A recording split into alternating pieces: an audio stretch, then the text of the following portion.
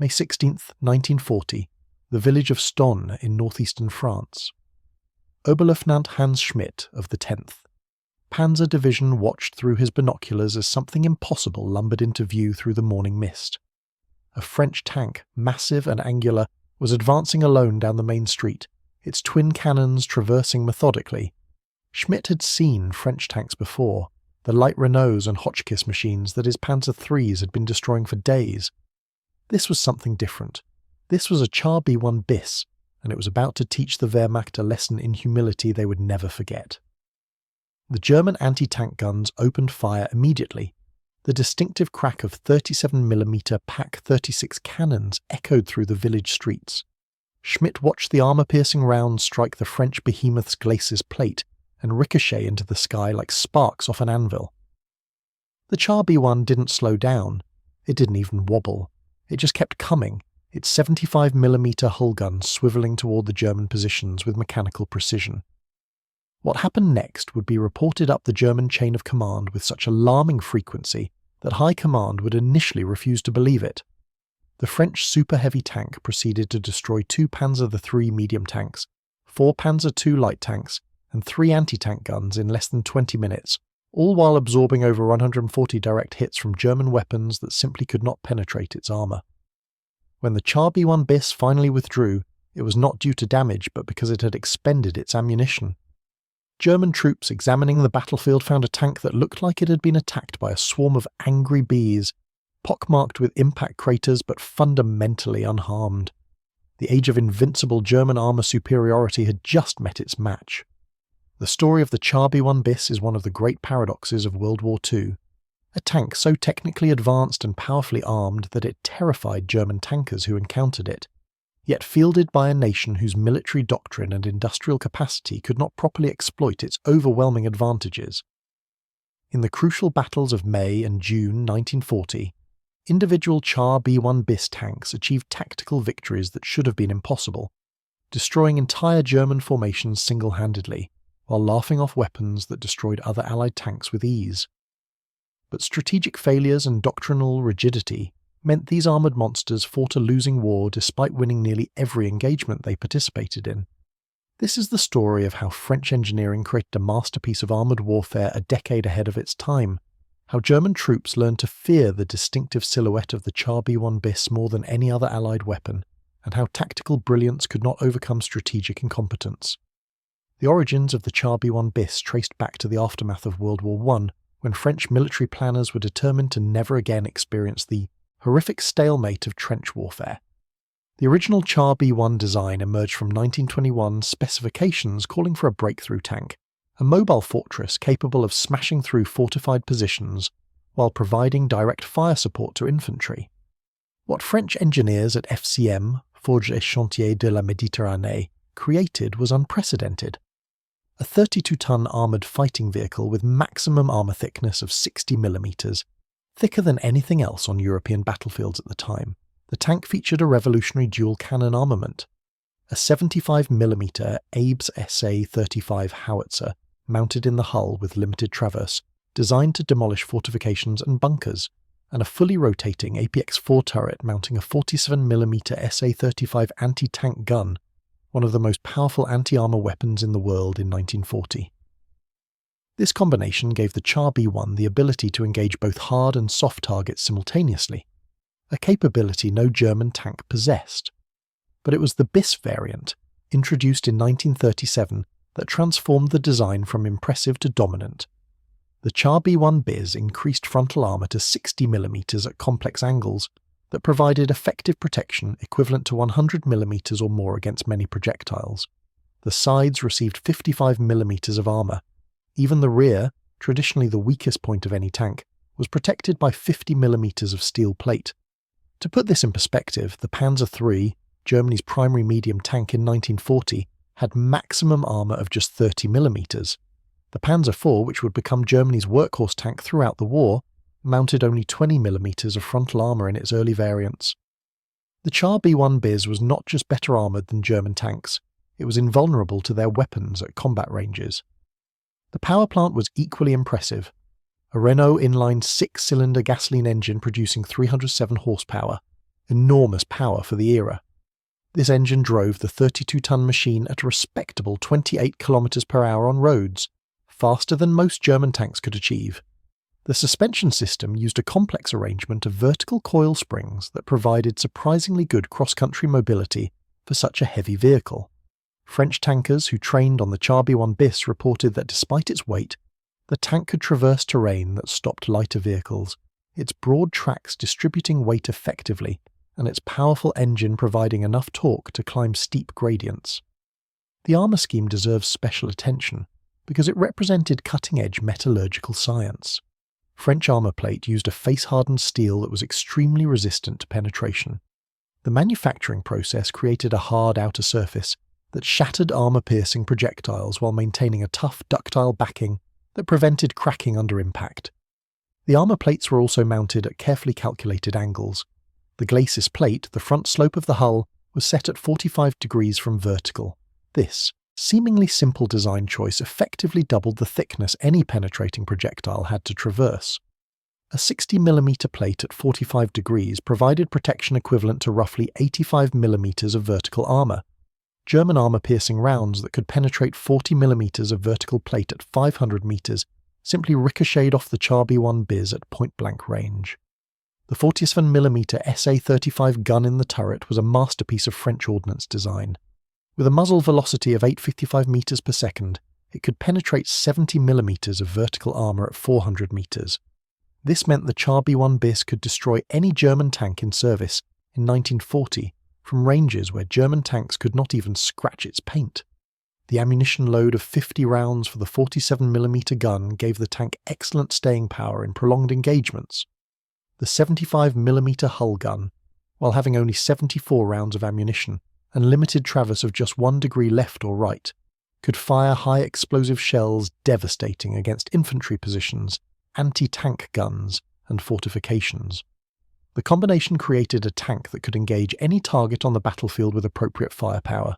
However, the Char B1 Bis was not without significant flaws that would prove fatal when combined with French tactical doctrine. The tank required a crew of 4, but incredibly the commander was also the turret gunner, radio operator and loader for the 47mm gun. This multitasking nightmare meant that French tank commanders were simultaneously trying to command their vehicle, identify targets, load and fire the main gun, operate the radio, and maintain situational awareness. It was an impossible workload that degraded combat effectiveness dramatically. German tanks, by contrast, had 5-man crews with dedicated roles, allowing commanders to focus on commanding while gunners focused on shooting. The fuel consumption was atrocious. The Char B1 Bis carried 400 litres of gasoline, which sounds substantial, until you realise the thirsty engine consumed this in just 150 kilometres of road travel, less in combat conditions. This gave the tank an operational range of roughly 6 hours of combat operations, before requiring refuelling, a process that was complex and time-consuming. The hull-mounted 75mm gun, while powerful, required the entire tank to be aimed at the target since it had virtually no traverse. This meant drivers had to manoeuvre the entire 32-ton vehicle for precise aiming, a task requiring exceptional coordination between commander and driver. Most problematically, the Char B1 Bis was expensive and complex to manufacture. Each tank cost approximately 1.5 million francs in 1940, roughly 3 times the cost of a Panzer III. The complex suspension, the thick armour plates, the sophisticated gun systems, all required skilled labour and specialised facilities. French industry, still recovering from World War I and operating under peacetime production mentalities, struggled to build these machines in quantity. By May 1940, France had produced only 403 Char B1 and B1 Bis tanks total. Compare this to Germany, which had over 2,400 tanks of all types available for the Western offensive.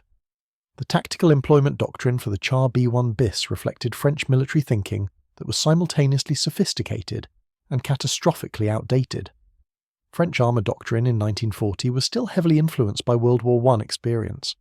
Tanks were seen primarily as infantry support weapons, meant to accompany foot soldiers and destroy defensive positions.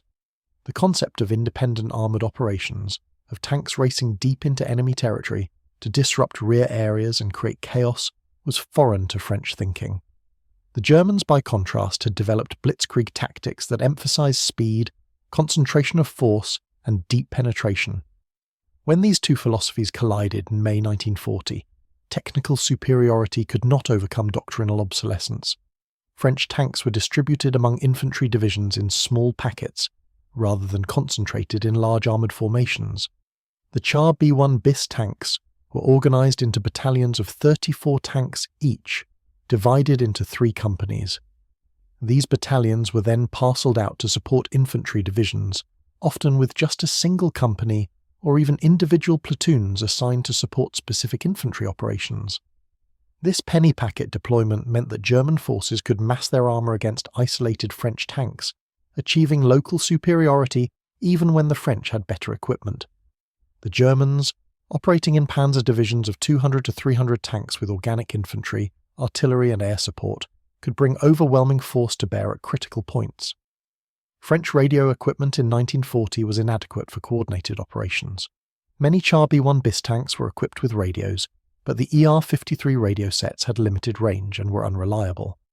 More critically, French doctrine did not emphasize radio communications the way German doctrine did. German tank commanders used radio extensively to coordinate movements, mass fires, and call for support. French tank commanders often operated under radio silence or had such limited communications that they could not effectively cooperate even when multiple tanks were in proximity. The training of French tank crews was thorough but peacetime-oriented. Crews drilled extensively on mechanical operations, gunnery and maintenance. What they did not train for was the chaos of fluid mobile warfare.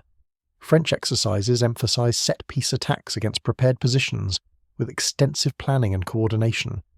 The idea of tanks operating independently, making tactical decisions on the fly, and adapting to rapidly changing situations was not part of the training regimen. German tank crews, especially those who had fought in Poland in 1939, had actual combat experience and understood the brutal reality of armoured warfare.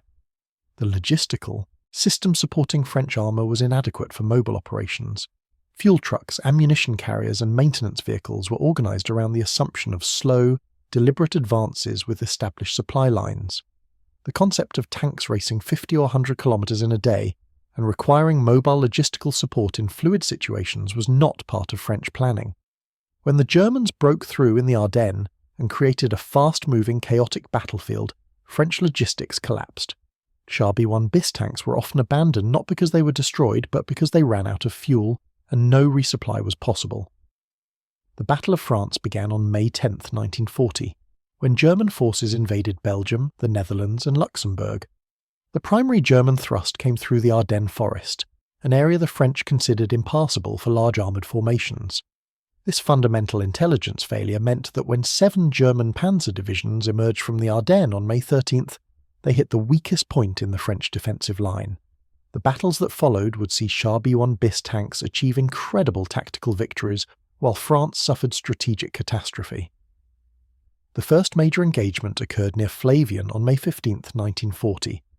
Elements of the 1st DCR, Division Cuirassé de Reserve, equipped with Char B1 Bis tanks, encountered advance elements of Rommel's 7th Panzer Division. What happened next shocked the Germans and provided the first indication that French armour was far more dangerous than intelligence had suggested. Capitaine Pierre Bilotte, commanding the 2nd Company, 41st Battalion of Chars de Combat, found his company of Char B1 Bis tanks isolated and facing elements of Rommel's division near the village of Stonne. Bilotte's tank, named Ure after the French department, was about to write itself into the history books. The German force included approximately 13 Panzer III and Panzerwaffe tanks, supported by anti-tank guns and infantry. Standard German tactics called for surrounding an enemy tank and engaging it from multiple angles to find weak points in armour. Against the Char B1 Bis, these tactics failed catastrophically. Bilotte's after-action report, preserved in French military archives, describes the engagement with clinical precision. At approximately 07:30 hours, encountered enemy armour formations southeast of Stonne, engaged lead elements at 800 metres with 47mm gun.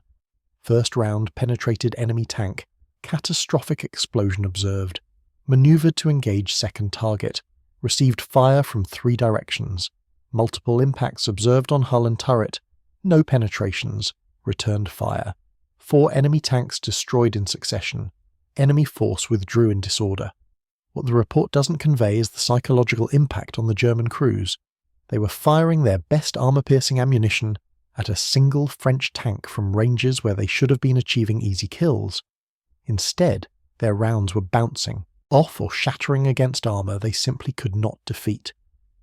Meanwhile, every time the Char B1 Bis fired, a German tank died. The 47mm gun was punching through Panzer III armor like it was made of cardboard. The engagement lasted approximately 45 minutes. When it ended, Bilot's tanker destroyed 13 German tanks and damaged several others. The Eure had been hit 140 times by 37mm anti-tank rounds and several times by 75mm shells from Panzer IV tanks. Not a single round penetrated. The only damage was to external components. The radio antenna was shot away, several vision blocks were cracked, and the tracks had taken some hits. But the tank was fully operational. Bilot had expended most of his 47mm ammunition and was running low on fuel. He withdrew, not because he was forced to, but because he had nothing left to shoot. German after-action reports from the 7th Panzer Division show the shock this engagement created. Multiple company commanders reported that their anti-tank weapons were ineffective against French heavy tanks. Requests went up the chain of command for heavier weapons, better ammunition, anything that could stop these armoured monsters. Rommel himself, in his personal diary, noted that French heavy tanks were proving far more difficult to destroy than anticipated, and that new tactics would need to be developed. The Battle of Stonne would continue for several days and see some of the most intense tank combat of the entire campaign. The village changed hands 17 times between May 15th and May 27th. Char B1 Bis tanks of the 3rd DCR fought German armour in brutal close-range engagements where the superior French armour and armament gave them decisive advantages in individual duels. But tactical success could not overcome strategic failure. While French tanks were winning their battles around Stonne, German armour was racing toward the Channel coast, cutting off the British Expeditionary Force and creating the pocket that would lead to Dunkirk. Another legendary engagement occurred on May 16th near Abbeville. A single Char B1 Bis commanded by Lieutenant Jean de Vautibeau encountered a German column on a narrow road. What followed demonstrated both the awesome power of the French tank and the tactical inflexibility that would doom France.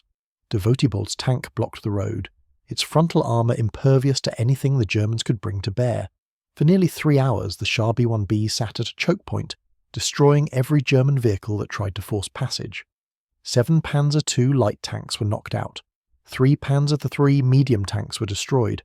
Numerous trucks, half-tracks, and support vehicles were shot up by the hull-mounted 75mm gun firing high explosive rounds. The Germans brought up their 88mm flak guns, the only weapons in their inventory that could reliably penetrate Char B1 Bis armour.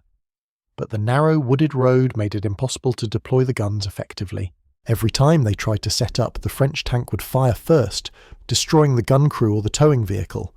The engagement ended only when de Vautibeau's tank ran out of ammunition for both guns and was critically low on fuel. He withdrew, having suffered 0 penetrating hits despite being the target of hundreds of rounds. The German column, delayed for 3 hours and having lost 10 armoured vehicles, plus numerous soft targets to a single French tank, finally resumed its advance. De Vautibeau received the Croix de Guerre for his action. German intelligence received yet another report of French heavy tanks, proving nearly impossible to destroy with standard weapons. The 2nd DCR fought a series of delaying actions between May 16th and May 20th that saw Char B1 Bis tanks consistently dominate tactical engagements. At Montdieu on May 17th, 8 Char B1 Bis tanks engaged elements of the 1st Panzer Division. The French tanks destroyed 28 German tanks and armoured vehicles, while losing only 2 Char B1 Bis tanks, both to mechanical failure rather than enemy fire. At Crécy-sur-Serre on May 19th, a company of Char B1 Bis tanks ambushed a German column, destroying 17 tanks and over 30 vehicles before withdrawing without loss. These were not isolated incidents, but a pattern. Whenever Char B1 Bis tanks encountered German armour in conditions where they could bring their weapons to bear, they won decisively. But winning battles was not winning the war.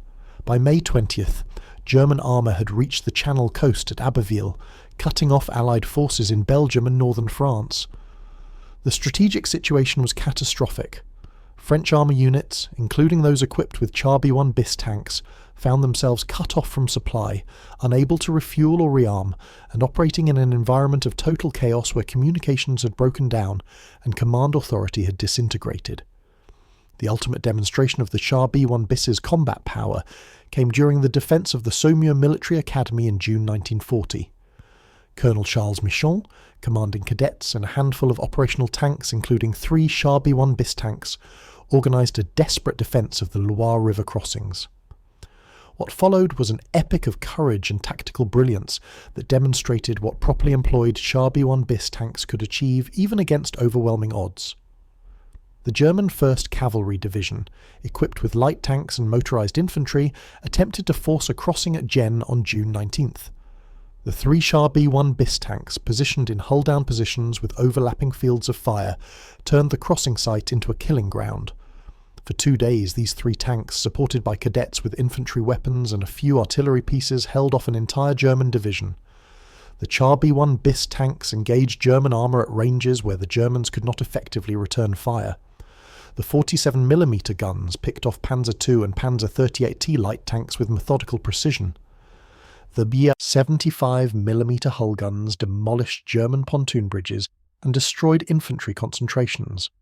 When German forces finally forced a crossing several kilometres away and began flanking the French position, the Char B1 Bis tanks had destroyed over 30 German vehicles and inflicted several hundred casualties. The tanks withdrew only when their ammunition was exhausted. All 3 tanks survived the engagement despite being targeted by the entire German division. German records from the 1st Cavalry Division show the frustration of facing these armoured fortresses. Radio intercepts captured German commanders requesting air support, heavy artillery, anything that could neutralise the French tanks. Luftwaffe strikes were called in, but the Char B1 Bis tanks, well camouflaged and positioned in defilade, proved difficult targets. Several near misses from 250-kilogram bombs caused no significant damage. The tank's thick armour protected them even from bomb fragments that would have disabled lighter vehicles. Throughout the Battle of France, similar stories emerged from units equipped with Char B1 Bis tanks. Individual tanks or small groups achieving tactical victories that should have been impossible, destroying enemy formations several times their size, absorbing incredible amounts of fire without being knocked out. Yet France fell in 6 weeks. The strategic failure was complete. By June 22nd, when the armistice was signed, approximately 170 Char B1 Bis tanks had been lost. Very few were actually destroyed in combat. Most were abandoned due to mechanical failure, fuel exhaustion, or simply because their crews had no orders, no support, and no way to continue fighting. German analysis of captured Char B1 Bis tanks shows the respect, bordering on awe, that developed for French armour. Technical intelligence reports from the Waffenamt, the German armament office, examined the tanks in detail. The armour metallurgy was noted as superior to German specifications. The 47mm gun was recognised as one of the best anti-tank weapons in existence. The overall design, while having significant flaws, was acknowledged as formidable. More telling were the combat reports from frontline units. A May 1940 report from the 4th Panzer Division stated bluntly that Panzer III and Panzer IV tanks should avoid direct engagement with French Char B1 tanks, unless holding significant numerical advantage or possessing favourable position. Another report from the 10th Panzer Division recommended that encounters with Char B1 tanks should be dealt with by calling in air support or anti-aircraft guns, rather than attempting to engage with tank weapons. The German 37mm Pak-36 anti-tank gun, the standard infantry anti-tank weapon, was essentially useless against Char B1 Bis frontal armour. German troops nicknamed it the Panzer- and Klopfgerät, the tank door knocker, because it could knock on tank armour but couldn't get in. Against the Char B1 Bis, even this was optimistic. The rounds simply bounced off. The only German weapons that could reliably defeat Char B1 Bis armour were the 88mm flak gun and the 105mm field howitzer firing at very close range. The 88mm gun, designed as an anti-aircraft weapon, could penetrate 100mm of armour at 1,000 metres. This made it more than capable of destroying Char B1 Bis tanks, but deploying the guns in an anti-tank role was complex. The guns were heavy, required careful setup, and were vulnerable to return fire while being positioned. Many 88mm crews were killed by French tank fire before they could engage effectively. The Germans learned to camouflage their 88mm positions carefully and to engage from ambush at the longest possible range. Even then, the exchange rate favoured the French. For every Char B1 Bis destroyed by 88mm guns, the French tanks typically destroyed multiple German vehicles and guns.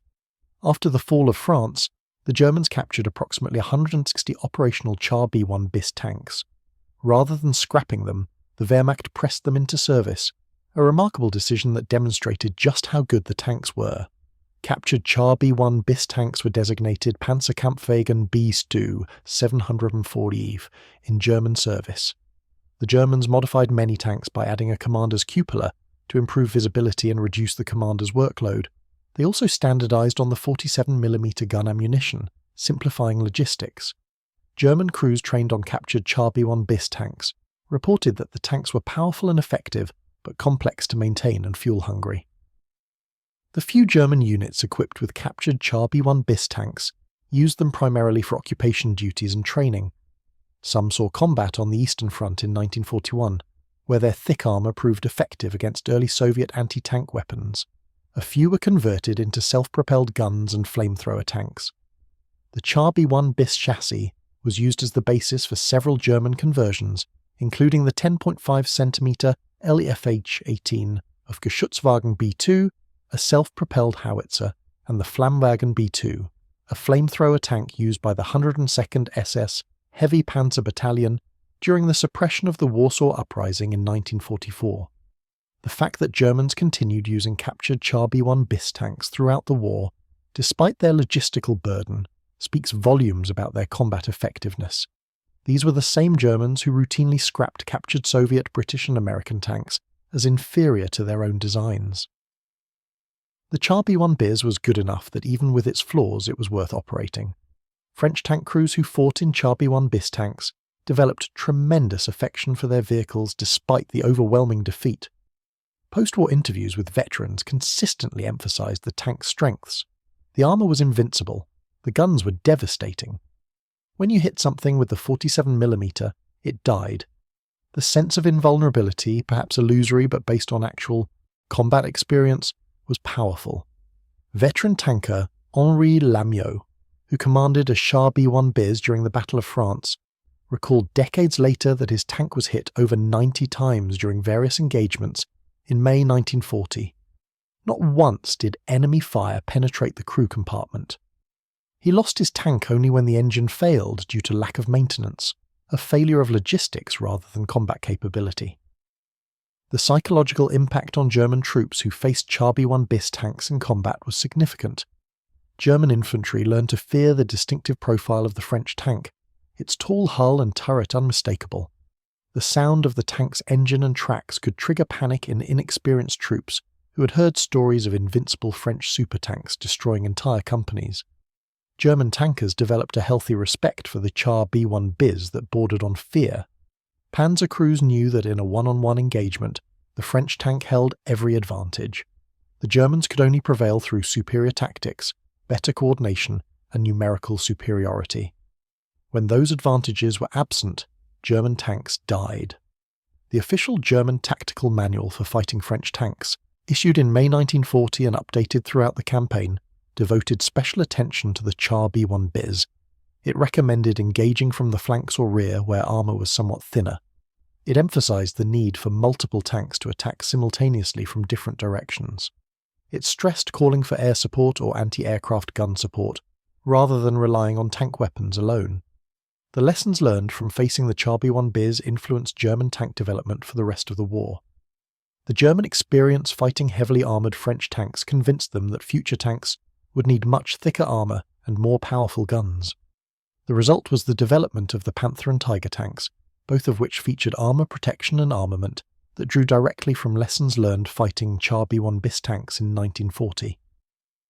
The Tiger the Y, introduced in 1942, mounted 100mm of frontal armour and an 88mm gun. This was essentially the German answer to the Char B1 Bis, a tank with armour thick enough to be invulnerable to most anti-tank weapons, and a gun powerful enough to destroy any enemy tank. The Panther, introduced in 1943, combined thick sloped armour with a powerful 75mm gun, creating a tank that married French armour concepts with German tactical flexibility. In a very real sense, the Char B1 Bis was the grandfather of all heavy tanks that followed. It demonstrated that thick armour and powerful guns could dominate the battlefield, that tanks could be made nearly invulnerable to enemy fire, and that firepower and protection could trump mobility in many situations. The great tragedy of the Char B1 Bis was that it was a masterpiece fielded by an army that did not know how to use it. Imagine if France had concentrated its 400 Char B1 Bis tanks into several heavy tank divisions rather than parcelling them out in small packets. Imagine if French doctrine had emphasised mobile warfare and deep penetration rather than methodical infantry support. Imagine if French logistics had been organised to support sustained armoured operations. The Battle of France might have ended very differently. German panzer divisions racing toward the Channel would have encountered concentrated French armour formations capable of stopping them cold. The Char B1 Bis tanks, operating in mass with proper support, could have destroyed German armour at exchange rates that would have made the blitzkrieg unsustainable. The technical superiority that France possessed could have been translated into strategic advantage. Instead, the best tank in Europe in 1940 was wasted in a campaign where strategic incompetence negated tactical brilliance. Post-war analysis by military historians has consistently identified the Char B1 Bis as the best protected and most heavily armed tank in service anywhere in the world in May 1940. Its armour was thicker than anything Germany, Britain or the Soviet Union fielded. Its 47mm gun was more powerful than any tank gun in German or British service. Its 75mm hull gun gave it unmatched capability against fortifications and infantry. Yet France lost in 6 weeks. The disconnect between tactical capability and strategic failure is one of the great military disasters of the 20th century. Some historians have argued that the Char B1 Bis was overrated, that its flaws outweighed its strengths, that German tanks were good enough, and German tactics were superior. The combat record says otherwise. In virtually every engagement where Char B1 Bis tanks met German armour on anything approaching equal terms, the French tanks won decisively. The kill ratios were staggeringly in France's favour. Individual Char B1 Bis tanks destroyed dozens of German vehicles while absorbing hundreds of hits without being knocked out. The real lesson of the Char B1 Bis is that technology alone cannot win wars.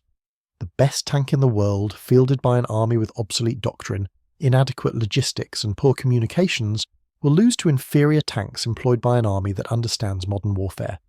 Germany did not win the Battle of France because they had better tanks. They won because they had better tactics, better coordination, better logistics, and better strategic vision. The Char B1 Bis tanks fought magnificently in a losing war. Their crews displayed tremendous courage and skill. The machines themselves performed beyond anyone's expectations, proving nearly invulnerable to German weapons and destroying enemy formations with casual efficiency. But courage, skill, and technical superiority could not overcome fundamental strategic failure.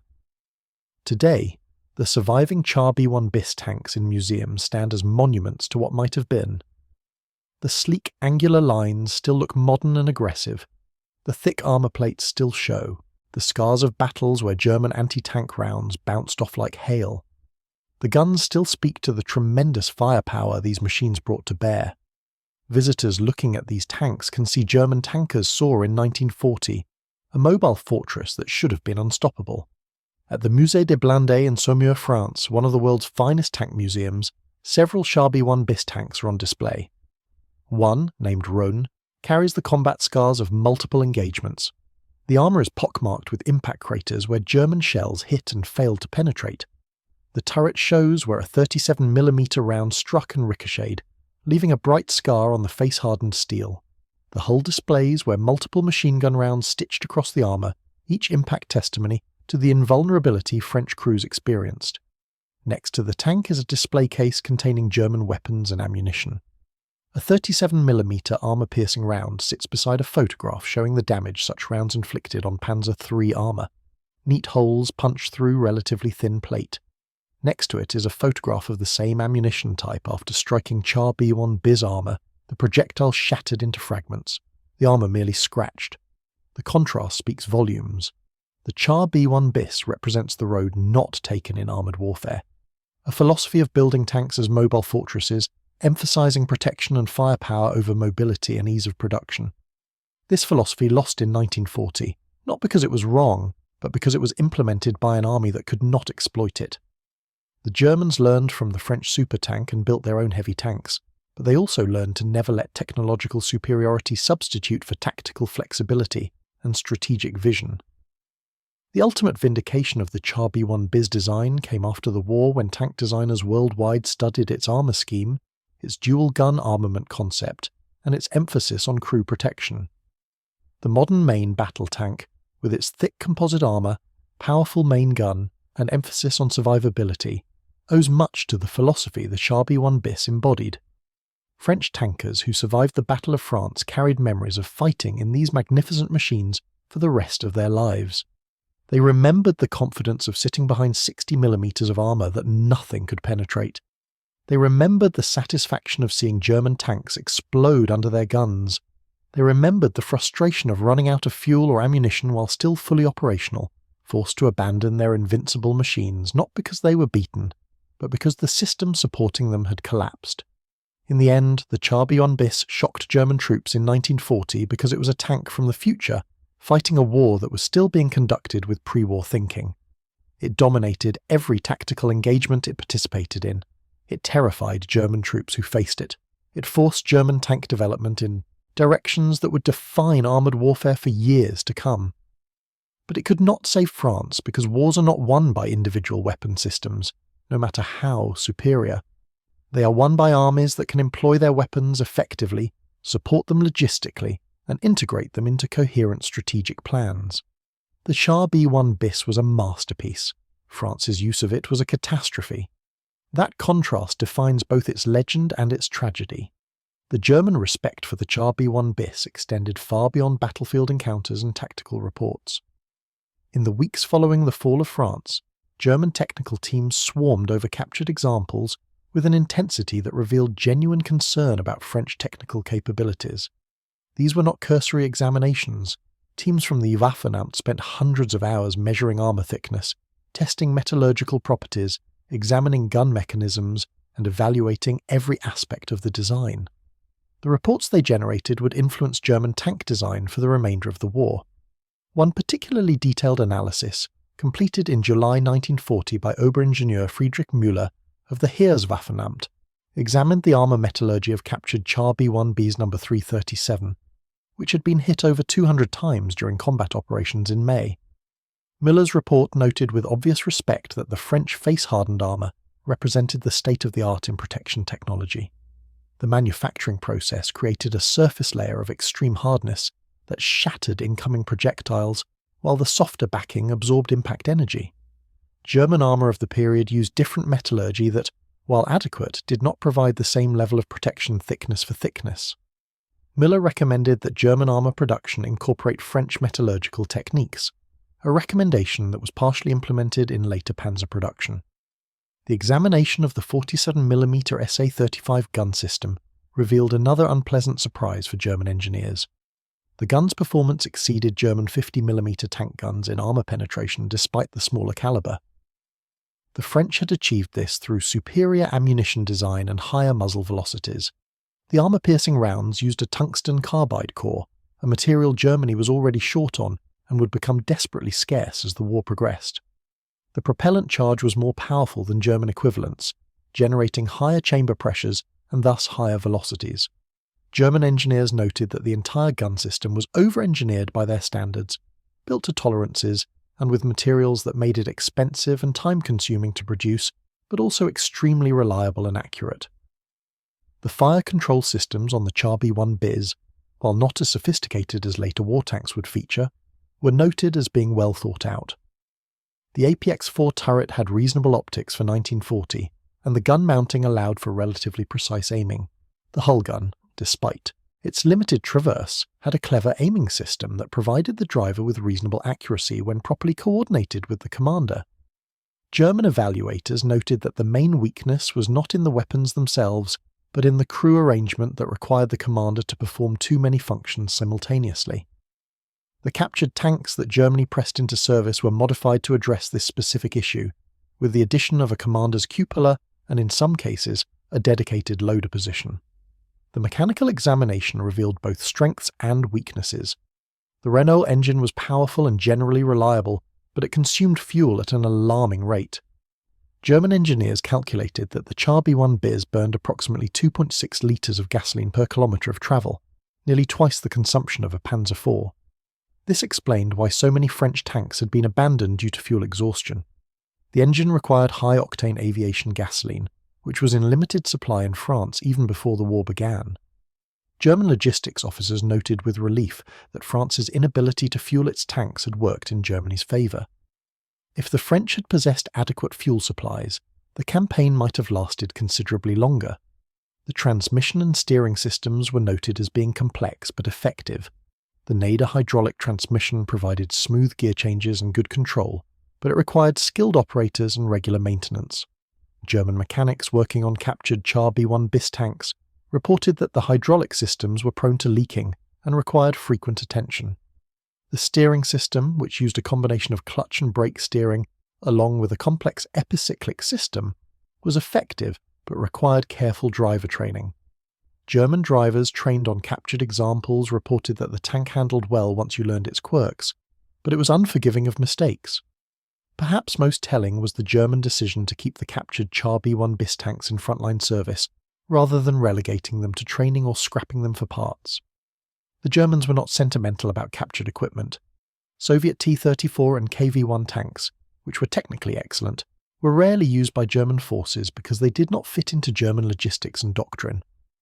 British Matilda tanks captured in France and North Africa were occasionally pressed into service but usually for secondary duties. The fact that the Wehrmacht actively employed Char B1 Bis tanks on multiple fronts through 1944 demonstrated that they considered the French design superior to their own available alternatives in certain roles. The 213th Panzer Battalion, formed in 1942 and equipped entirely with captured French armour, including 16 Char B1 Bis tanks, operated in the Balkans and later on the Eastern Front. Combat reports from this unit show that the Char B1 Bis tanks remained effective against Soviet armour into 1943. The thick frontal armour could defeat Soviet 45mm anti-tank guns, the most common Soviet anti-tank weapon through 1942. The 47mm gun could penetrate early Soviet tank armour at combat ranges. The main limitation remained the short operational range and high fuel consumption, which made the tanks difficult to support in mobile operations. By 1943, as Soviet 76mm guns became more common and Soviet tank designs improved, the Char B1 Bis was increasingly outmatched. The Germans began withdrawing the tanks to occupation duties and static defence roles, where their thick armour and powerful guns remained assets, but their limited mobility was less critical. Several Char B1 Bis tanks were converted into the Panzerjäger Selbstfahrerfetter of GW B2, a tank destroyer mounting a Soviet 76.2mm gun in an open-topped superstructure. This conversion removed the original turret and hull gun and installed a captured Soviet F-22 field gun modified for anti-tank use. The combination of the Char B1 Bis chassis with its excellent armour and the powerful Soviet gun created an effective tank destroyer. Approximately 60 of these conversions were completed in 1942, and they served primarily on the Eastern Front, where they were effective against Soviet T-34 and KV-1 tanks. The fact that Germans went to the trouble of this complex conversion, rather than simply scrapping the French tanks, demonstrates their continued respect for the chassis. The most unusual German use of captured Char B1 Bis tanks came with the flamethrower conversions. The Germans removed the turret and installed a flamethrower in the hull, creating the Flammwagen of Panzerkampfwagen B2. These vehicles carried 700 litres of flame oil and had a range of approximately 45 metres. The thick armour of the Char B1 Bis made these flamethrower tanks nearly invulnerable to small arms fire and allowed them to approach fortified positions with relative safety. Several of these conversions were used by SS units during the Warsaw Uprising in 1944, where their combination of armour protection and devastating firepower made them terrifying weapons in urban combat. Polish resistance fighters, armed primarily with small arms and improvised explosives, found the armoured flamethrower tanks almost impossible to stop. The thick French armour that had defied German anti-tank guns in 1940 now protected German troops burning Polish civilians out of their homes, a bitter irony of war. The resistance movements in occupied France specifically targeted any remaining Char B1 Bis tanks in German service, seeing them as symbols of French military capability turned against France itself. Several sabotage operations successfully destroyed Char B1 Bis tanks being used by German occupation forces. In one notable incident in Lyon in 1943, resistance fighters destroyed a Char B1 Bis being used as a static pillbox by placing explosives under the hull. The armour was thick enough that the explosives had to be shaped charges specifically designed to penetrate heavy armour. Even disabled and stationary, the French tank required extraordinary effort to destroy. The Free French forces that continued fighting alongside the Allies after 1940 desperately wanted Char B1 Bis tanks for their armoured units, but none were available. All operational examples were either in German hands or had been destroyed or abandoned during the 1940 campaign. French units were instead equipped with American Sherman tanks and British Churchill tanks, both excellent vehicles but neither possessing the sheer intimidating presence of the Char B1 Bis. French tankers who had fought in Char B1 Bis tanks in 1940 and later retrained on Allied equipment consistently expressed preference for their original mounts, despite acknowledging the superior reliability and operational range of American tanks. There was something about sitting behind 60mm of armour that gave French tankers a confidence no other tank could provide. After the liberation of France in 1944, the French army recovered approximately 20 Char B1 Bis tanks that had been abandoned or captured by the Germans and left behind during their retreat. These tanks were in various states of repair, most having been cannibalized for parts or damaged during Allied bombing raids. French engineers worked to restore as many as possible to operational condition, not for combat use. The war had moved beyond the capabilities of 1930s tank designs, but for ceremonial purposes and to preserve national heritage. Several of these restored tanks participated in victory parades in Paris and other French cities in 1945, drawing enormous crowds who wanted to see the legendary French supertank that had terrified German troops 5 years earlier. The post-war French army seriously considered whether to return the Char B1 Bis to production or develop an improved version. Engineering studies in 1945 examined what a modernised Char B1 Bis might look like.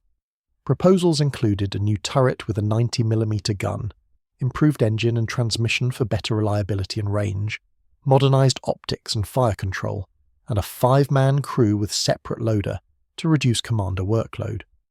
The estimated cost and production time for such a modernised version led to the proposal being abandoned in favour of purchasing more modern Allied designs and eventually developing entirely new French tank designs. But the studies showed that French engineers still believed the basic Char B1 Bis concept, heavy armour and powerful armament, remained valid for future tank design. The influence of the Char B1 Bis on post-war French tank development was significant. The AMX-50, France's heavy tank project of the late 1940s and early 1950s, embodied many of the same design philosophies as the Char B1 Bis: heavy armour, powerful armament, emphasis on protection, and firepower over mobility. The AMX-50 was never adopted for production, France eventually deciding that heavy tanks were obsolete and that medium tanks with excellent firepower were the future. But the design studies and prototypes showed clear lineage from the Char B1 Bis concept. When France did develop its main battle tank, the AMX-30, in the 1960s, it represented a complete philosophical departure from the Char B1 Bis. The AMX-30 emphasised mobility and firepower while accepting relatively light armour, betting that speed and a powerful gun were more important than thick protection in the age of shaped charge warheads and guided missiles. This was the exact opposite of the Char B1 Bis philosophy, but it represented lessons learned from 20 years of tank development and combat experience. Interestingly, other nations that examined, captured or preserved Char B1 Bis tanks after the war reached different conclusions about its design philosophy. Soviet designers who examined captured examples taken from the Germans saw validation for their own heavy tank programs. the success of the Char B1 Bis armour in defeating German anti-tank weapons paralleled Soviet experience with their KV series heavy tanks. Both proved that extremely thick armour could make tanks nearly invulnerable to enemy fire. This encouraged continued Soviet development of heavy tanks through the IS series, culminating in monsters like the IS-3 with its 120mm frontal armour. The Soviets took the Char B1 Bis lesson, thick armour saves lives, and ran with it, producing some of the most heavily armoured tanks ever built. American evaluators who examined Char B1 Bis tanks reached almost opposite conclusions. They noted the excellent armour and armament, but emphasised the operational limitations: short range, high fuel consumption, maintenance complexity, and the difficulty of producing such sophisticated vehicles in quantity. American tank philosophy emphasised reliability, ease of production, and operational mobility. The Sherman tank, America's main battle tank of World War II, was in many ways the anti-Char B1 Bis. Relatively light armour, adequate gun, but superb reliability, long operational range and mass production in quantities that dwarfed anything else. The Americans saw the Char B1 Bis as a cautionary tale about over-engineering. Yes, it was a superior fighting vehicle in individual engagements, but France could only build 400 of them. America built 50,000 Sherman tanks. Quantity had its own quality. British evaluators, having fought alongside French armour in 1940 and witnessed the Char B1 Bis in action, developed complex opinions about the design. On one hand, British tankers who had seen Char B1 Bis tanks shrug off German fire that destroyed British cruiser tanks were impressed by the level of protection. On the other hand, British doctrine emphasised speed and manoeuvrability, seeing tanks as cavalry rather than mobile fortresses. The British compromise was to develop separate tank types: cruiser tanks that emphasised mobility for exploitation and breakthrough, infantry tanks that emphasised armour for supporting infantry assaults. The Churchill infantry tank, with its thick armour and infantry support role, was arguably Britain's answer to the Char B1 Bis concept, though it arrived too late to influence the Battle of France. The German perspective on the Char B1 Bis evolved throughout the war as their own tank designs grew larger and more heavily armoured. By 1943, when Tigers and Panthers were entering service, German tankers and engineers could look back at the Char B1 Bis as a predecessor to their own heavy tanks. The Tiger Waffen, with its 100mm frontal armour and 88mm gun, was what the Char B1 Bis would have looked like if designed by Germans with 1942 technology and combat experience. The Panther, with its sloped armour and balance of protection, firepower and mobility, represented lessons learned from both Soviet T-34s and French Char B1 Bis tanks. German tank designers had taken the best ideas from their enemies and synthesized them into vehicles that dominated the battlefield for much of 1943 and 1944. The post-war German military, reconstituted as the Bundeswehr in the 1950s, studied the Battle of France extensively as part of officer training. The Char B1 Bis featured prominently in these studies as an example of how tactical superiority could be negated by strategic and operational failure. German officers were taught that the Char B1 Bis was the best tank in the world in 1940, but France lost the war because they misused their technical advantage. The lesson was clear: technology alone does not win wars. Doctrine, training, logistics, and leadership matter more than hardware. This became a fundamental principle of post-war German military thinking. For historians and military analysts, the Char B1 Bis represents one of the great what-ifs of World War II. What if France had concentrated its Char B1 Bis tanks into heavy tank divisions instead of dispersing them? What if French doctrine had emphasised mobile warfare rather than methodical infantry support? What if French logistics had been organised to support sustained armoured operations? What if French communications had allowed for coordinated multi-unit operations? The answers to these questions suggest that the Battle of France might have ended very differently. German panzer divisions, encountering concentrated formations of Char B1 Bis tanks, supported by artillery and infantry, might have been stopped cold. The Blitzkrieg might have crashed against mobile fortresses it could not destroy. The war might have bogged down into the static warfare both sides feared, with neither able to achieve breakthrough, or perhaps the French, having stopped the German advance, might have launched their own counter-offensive, using their superior tanks to drive into Germany while the Wehrmacht was still relatively weak. These speculations are not idle fantasy. The combat record shows clearly that when Char B1 Bis tanks engaged German armour with proper support and in favourable conditions, they won, decisively. A single French tank could destroy a German company. A company of French tanks could destroy a German battalion. The mathematics of attrition were overwhelmingly in France's favour at the tactical level. The tragedy was that tactical success never translated to operational or strategic advantage because the French army was not organised or led in a way that could exploit the capabilities of its best weapon. The human stories behind the Char B1 Bis add emotional depth to the technical and tactical narrative. The crews who fought in these tanks experienced the war in unique ways. They knew they were sitting in machines that were nearly invulnerable to enemy fire. They knew their guns could destroy any German tank they encountered. This created a psychological dynamic very different from crews in lighter tanks, who knew that enemy fire could kill them at any moment.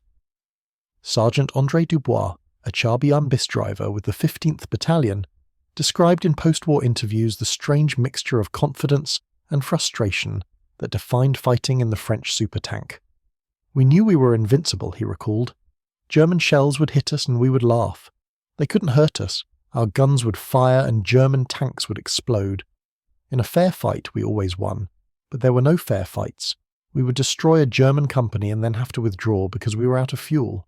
Or we would dominate a battlefield and then receive orders to pull back to positions that made no sense.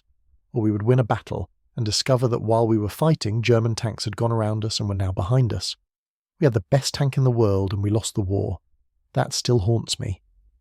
Lieutenant Maurice Leclerc, a Char B1 Bis commander with the 37th Battalion, survived the Battle of France and later fought with the Free French forces in North Africa. He provided a unique perspective on how the Char B1 Bis compared to other tanks he fought in during the war. The Char B1 was a fortress, he said in a 1975 interview. When I later fought in Shermans, I felt naked. The American tank was reliable, it was fast, it had good optics and communications. But the armour was thin. German guns could penetrate us from a kilometre away. In the Char B1, Germans had to get within 200 metres and hit us in exactly the right spot to have a chance of penetrating. That psychological difference was enormous. In the Char B1, we attacked confidently. In the Sherman, we were cautious, always worried about getting hit.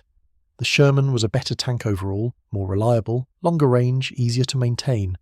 But the Char B1 made you feel invincible, and that feeling was worth something in combat. The German tankers who fought against Char B1 Bis tanks carried their own memories. Feldwebel Hans Krüger, a Panzer III commander with the 5th Panzer Division, described his first encounter with a Char B1 Bis near Sedan in May 1940. We came around a corner, and there it was, this massive French tank blocking the road. We fired immediately 3 rounds from about 400 metres, all 3 hit. We saw the strikes clearly, the tank didn't react, it just sat there, then it fired. The tank next to mine exploded, just gone. 1 shot and my friend was dead. We fired again, more hits. The French tank traversed its turret toward us. We were already backing up, trying to get out of its line of fire. It fired again and missed us by centimetres. We retreated and called for help. Eventually an 88mm gun was brought up and destroyed the French tank. But that encounter terrified me. Our best weapon could not hurt it, but it could destroy us with contemptuous ease. Later in the war, on the Eastern Front, I fought Soviet heavy tanks. They were dangerous, but at least we could hurt them if we hit them right. The Char B1 Bis felt invulnerable. Oberleutnant Werner Schulz, who commanded a Panzertef in France and later rose to command a Tiger battalion on the Eastern Front, drew explicit connections between the Char B1 Bis and later German heavy tanks. When I first commanded a Tiger in 1943, he said in a post-war interview, "I finally understood what French tankers must have felt in 1940. We had thick armour that enemy tanks could not penetrate. We had a gun that could destroy any enemy tank we encountered. It was a feeling of dominance, of superiority. I imagine French Char B1 Bis crews felt the same way. The difference was that we had better tactics, better support, better coordination. We could exploit our technical advantage. The French could not. But the basic feeling of fighting in a tank that was superior to everything the enemy had, that must have been the same. The psychological impact extended beyond the tankers themselves to the infantry who fought alongside the tanks. French infantry who advanced behind Char B1 Bis tanks described feeling completely safe, knowing that the massive armoured vehicles could absorb any fire directed at them and destroy any enemy position. German infantry who faced Char B1 Bis tanks described terror at watching their anti-tank guns fire uselessly at the approaching French monsters, while French guns methodically destroyed German positions. The tank had psychological effects far beyond its actual combat power, though that combat power was itself formidable. The Char B1 Bis also impacted civilian populations who witnessed the tank in action. French civilians who saw Char B1 Bis tanks fighting German invaders described pride mixed with despair, pride that France had created such a formidable weapon, despair that even with such weapons France was losing. Civilian accounts from villages where Char B1 Bis tanks fought describe the distinctive sound of the tank's gun firing, a sharp crack followed by the explosion of the target. They describe watching German tanks explode under French fire, moments of hope in a campaign of defeat. They describe the frustration of seeing French tanks dominate a battle only to withdraw, leaving the village to German occupation. German civilians who later encountered Char B1 Bis tanks being used by German forces had their own complex reactions. Some saw the captured French tanks as trophies, proof of German victory. Others saw them as evidence that France had possessed superior equipment and had still lost, a cautionary tale about the limits of technology. German factory workers who maintained and repaired captured Char B1 Bis tanks came to appreciate the quality of French engineering, even as they struggled with the complex maintenance requirements. The cultural impact of the Char B1 Bis extended into post-war memory and commemoration. In France, the tank became a symbol of lost potential, of what might have been if France had fought differently. Veterans' organisations for Char B1 Bis crews kept the memory alive, holding reunions and advocating for preservation of surviving tanks. The French military maintained several Char B1 Bis tanks in running condition for demonstrations and ceremonies, understanding that the tank represented an important part of French military heritage. In museums across France and beyond, preserved Char B1 Bis tanks draw visitors who want to see the legendary French super tank that terrified German troops. The tanks look powerful and menacing even today, their angular armour and heavy guns still impressive 80 years after they were built. Museum placards tell the story of tactical brilliance and strategic failure, of individual heroism and institutional incompetence, of technical superiority negated by doctrinal obsolescence. School groups visiting these museums learn about the Char B1 Bis as part of French history. The tank serves as a teaching tool about the complexity of warfare, about how technology interacts with doctrine and strategy, about how having the best equipment does not guarantee victory. Teachers use the Char B1 Bis to illustrate that wars are won by armies and nations, not by weapons, and that the human and organisational factors matter more than hardware. Military professionals continue to study the Char B1 Bis as a case study in armour development and employment. Tank designers examine the armour scheme and consider how the lessons of 1940 apply to modern vehicle design. Military historians analyse the tactical engagements and operational employment, drawing lessons about how to use or how not to use heavy armour. Staff college students study the Battle of France with special attention to how France's tactical successes could not overcome strategic failures, using the Char B1 Bis as the central example. The tank appears frequently in military literature, in books about armour development, in studies of the Battle of France, in analyses of combined arms warfare. It is featured in documentaries about World War II and tank warfare. It appears in video games that attempt to recreate historical combat, where players can experience the power and limitations of the French supertank. In all these contexts, the Char B1 Bis serves as a reminder that war is complex and that simple narratives of technological superiority or inferiority miss the nuanced reality of how combat actually works. The technical legacy of the Char B1 Bis can be traced through subsequent tank development worldwide. The emphasis on thick, well-sloped armour influenced post-war design. The concept of multi-gun armament, with different weapons for different target types, appeared in various forms in later tanks. The understanding that crew ergonomics and workload matter as much as armour and guns came partly from analysing why the Char B1 Bis, despite its technical excellence, was difficult to fight effectively with its overworked commander. Modern main battle tanks with their 4 or 5 man crews and highly sophisticated fire control systems represent evolutionary progress from tanks like the Char B1 Bis. The Char B1 Bis also influenced thinking about the balance between protection, firepower, and mobility in tank design. The French had chosen to maximize protection and firepower while accepting limited mobility and operational range. This worked tactically, but failed operationally. Modern tank designers constantly wrestle with these same trade-offs, trying to create vehicles that are well protected, powerfully armed, and mobile enough for modern warfare. The answer has generally been to accept good protection rather than maximum protection, to optimize for operational mobility rather than just tactical capability, and to ensure that tanks can be supported logistically in sustained operations. These are lessons learned partly from the Char B1 Bis experience. In the final analysis, the Char B1 Bis stands as one of history's great might-have-beens, a tank that dominated every battle it fought but could not save its nation from defeat, a weapon that terrified its enemies but was wasted by its own army, a technical masterpiece that demonstrated both the potential and the limitations of technology in warfare. German troops in 1940 learned to fear and respect the Char B1 Bis through hard experience. Their initial contempt for French armour turned to shock when they discovered that their weapons could not penetrate French supertanks. Their shock turned to relief when they realised that French doctrine and logistics would defeat France regardless of French technical superiority. Their relief was tempered by the knowledge that someday, someone might build similar tanks but use them more effectively. That someday came in 1943 and 1944 when Germany faced its own heavily armoured opponents.